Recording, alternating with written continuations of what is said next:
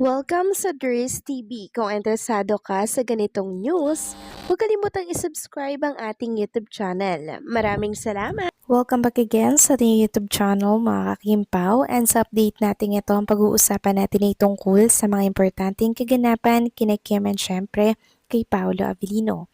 Pero bago po ang lahat, maraming salamat sa inyong patuloy na pag-support at pagsubaybay sa mga daily update natin. Kaya naman bilang pasasalamat, narito pang isang napili ko komento patungkol ito sa naging previous update. Mula ito kay Ginang Annalyn Hiccup. Sabi niya, "Good afternoon, Doris. Kim po forever. Basta ako happy sa kanilang dalawa. Pabalik na rin yan para umattend sa ASAP sa Araneta. Kim po forever. Gustong gusto namang panoorin. Nang iba ako wala naka-block. Talaga sila, ako ikaw ang una kong pinapanood, pangalawa si Gandara, sila Marisol Academy, si Aaminin. Ako maraming salamat po sa inyong patuloy na pagsuporta po sa aming mga update, and nawa po ay hindi po kayo magsawang manood and makinig at sumuporta sa mga balita namin about kay Kim and syempre kay Paolo Avellino. And tungkol naman sa pag-uwi po ni Chinita Princess and Paulo, wala pa naman po tayong nakikita na papauwi na po sila. Siguro sa mga susunod po siguro na araw mga kakimpaw, uuwi na rin si Kim and Paulo kasi ang dami po nilang pending na commitment dito po sa Pilipinas. And agree po ako sa inyong sinabi na talagang napakarami pong napapasaya ni Kim and Paolo Avellino sa simpleng pagpapakilig lamang po nila. Sobra na po tayong napapasaya ni na Kim and Paolo. Pansamantala pong nawawala po yung mga stress natin, yung mga pasaanin po natin sa buhay, 'di ba? And sana po mga kakimpaw, patuloy natin silang suportahan ng sa ganun ay mas lalo pong tumagal yung kanilang tambalan at career dito po sa showbiz industry. So maraming salamat po sa inyong komento, Ginang Annalyn Hiccup. God bless po at mabuhay kayo. So eto na nga, pag-usapan na natin ang mga balita po na nakalap natin sa hapong ito at tunahin na nga nating pag-usapan ito pong nilapag ni Chinita Princess na post sa kanyang Instagram account na kung saan ay nagpo-promote po ng kanyang ini-endorsong brand. Walang iba kundi po ang Orochina Jewelry na talaga namang ini-endorso niya para po syempre mas mabenta ito ngayong Mother's Day. And also, kahit na siya po ay nasa ibang bansa, kahit na siya po ay nasa New York at nagliliwaliw, talaga namang work is work pa rin kay Chinita Princess. May time pa rin talaga siyang mag-promote para po sa kanyang mga ini-endorsong brand. Hindi po talaga siya nakakalimot mga kakimpaw. Sobrang workaholic. Kahit na nasa biyahe, kahit na nasa travel at vacation, work is life pa rin. Grabe, di ba? Nakaka-amaze and kahanga-hanga ang isang Chinita Princess.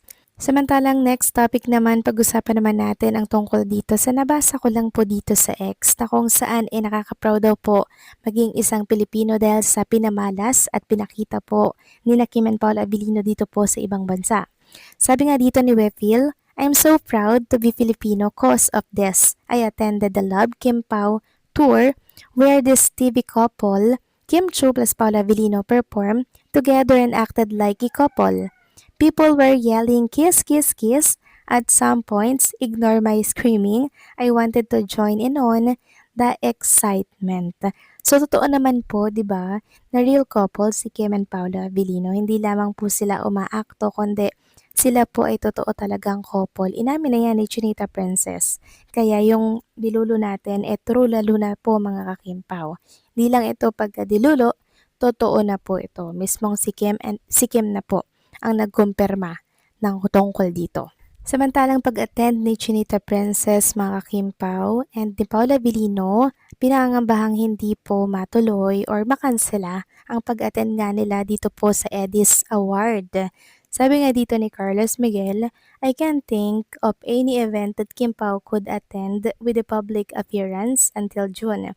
But on July 5, let's hope Kim and Pao can attend the Edis Awards to personally receive their Box Office Heroes Awards." Meron kasing nagsasabi mga kakimpaw na baka mag-start na po ng shooting si Kim and Paolo Avellino para po yan sa Cupido.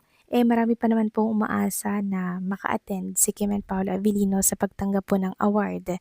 Pero syempre, alam naman natin ang priority po ni Kim and Paolo, kundi yung kanila pong upcoming series na Copino na isushoot po sa ibang bansa yung ibang mga eksena doon. Sabi nga dito ng isang netizen, they might start shooting Copino by the time po, but hopefully, they could attend. Then nag-reply si Carlo. Sabi niya, that's exactly what I'm thinking too. It's just not confirmed yet if Kim Pao can attend. The Copino release on Prime Video is in November already. They'll need to start shooting soon because of course, it will still need editing and all that. But I hope, yes mga kakimpaw, correct, kailangan pa po nitong i-edit, 'di ba? Kaya mas maganda gawin ito ng mas maaga. Kasi syempre, magkakaroon pa po sila ng mga promotion, editing, and also pupunta pa po sila sa ibang bansa. Kaya ang dami po talagang kailangan gawin. Kailangan na po talaga itong ma-shoot ng mas maaga, mas maganda, 'di ba? Possible na June, simulan na po 'yan mga kakimpaw. Mga ilang buwan din po yung itatagal ng shooting nila diyan po sa ibang bansa, diyan po sa Korea. Kaya kinakailangan po talaga ng mahabang oras para makagawa po ng napakagandang eksena.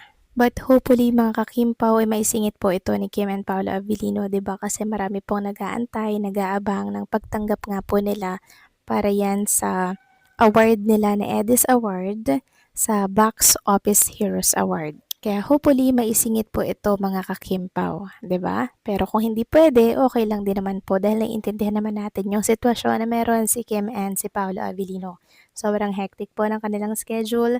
Hanggang December daw po yan fully book ang schedule ni Chinita Princess. So grabe lang 'di ba mga kakimpaw, kaya deserve talaga nilang magliwaliw at magbakasyon muna ng medyo ilang araw lang naman dyan po sa ibang bansa, dyan po sa New York kasi pagbalik po nila dito sa Pilipinas, sigurado na naman mga kakimpaw, kabi-kabila na naman yung mga endorsement shoot, 'di ba? And also mga project na nakapending na kung saan ay matagal na pong nag-aantay kay Chinita Princess kasi nga po ilang linggo na po sila dyan sa ibang bansa at until now, andun pa rin po sila. Kaya sana wag na muna silang umuwi mga kakimpaw, 'di ba? Wala pa naman ako ngayong nakikita na uuwi sila or nasa airport na sila mga kakimpaw pero hopefully mga ilang araw pa, 'di ba? More relaxation and more date pa for Kim and Paula Abilino na siyang deserve na deserve nila. Kasama naman po nila si Mama Jet and baka si Ate Hides kasama rin po mga kakimpaw. At least meron po silang mga kasama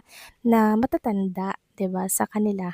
Kaya maging panatag lang tayo mga kakimpaw sa kanila doon sa ibang bansa basta tayo patiently waiting sa pagdating nila dito sa Pilipinas. Alam kong namimiss na natin siyang makita sa It's Showtime pero okay lang yan mga kakimpaw as long as kasama naman niya si Paolo Avellino mas masaya na po tayo doon, 'di ba? So paano mga kakimpaw, hanggang dito na lamang pong update natin. Maraming salamat sa patuloy na pagsuporta.